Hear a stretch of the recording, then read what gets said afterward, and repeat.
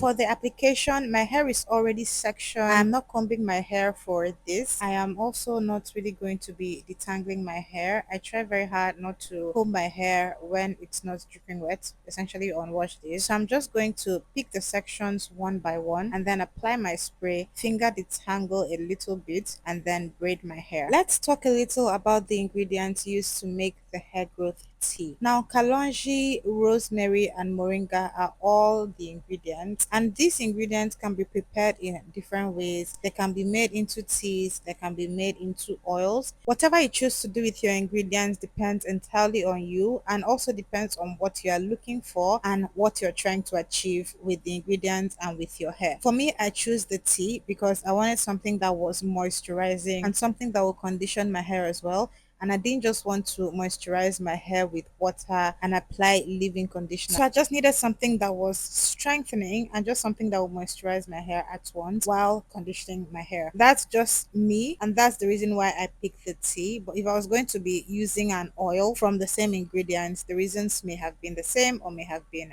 different. So it all comes down to what you are trying to achieve. After spraying my hair with the tea, I'm applying some whipped hair butter. Now the whipped hair butter is from my brand EO Naturals, and this one I know what goes in there. It's very healthy, it's very conditioning, it's also very moisturizing. And so when I use things like tea sprays on my hair, I don't like to go in there with another product like a leave-in conditioner, because then I will apply the tea, apply the leave-in conditioner, and still need to seal in that moisture with an oil or a butter. Whereas now that I'm just using the tea and the butter, that's two products only, and that means less product buildup. I mentioned some benefits of my ingredients earlier on while I was making the tea, and I'm going to repeat those benefits. Kalonji, rosemary, and moringa all have similar benefits when it comes to hair growth. All three of them help to strengthen the hair strands. They help to condition the hair. They are rich in antioxidants, which help protect the hair from free radicals. Free radicals are the molecules which are present in the body, which can cause damage to the cells of the body, including the cells responsible for hair growth. Also, the three of them, especially moringa, help to regulate sebum production in the scalp. Sebum is the oil produced by the scalp, which helps to prevent the hair from drying out. So it conditions the scalp and the hair, promotes hair growth, and helps to keep the hair in healthy condition. But oversecretion of sebum from the sebaceous glands means that your hair will become too oily, and this can cause dandruff, itching, and even flaking of the scalp. So this hair tea will help to regulate how much sebum your scalp produces, in turn regulating any hair and scalp inflammation you may face. And that's it, guys. This tea was very easy to do and it's highly effective. It works very well for application. You can apply this any amount of times within the week. I'm going for 2 to 3 times within the week, just so that I won't have too much product in my scalp. And that's basically it. For storage, I'm storing mine in the refrigerator when I'm not applying, and the quantity that I made is going to last me about a week, because I'm not going to loosen the braids before applying. So I'm just going to spray the tea over my braids, and that's going to be it. Thank you so much for watching this video. I hope you learned something. Kindly give this video a thumbs up to help with engagement. Thank you, every returning subscriber and my new subscribers. I'll see you guys in my next video.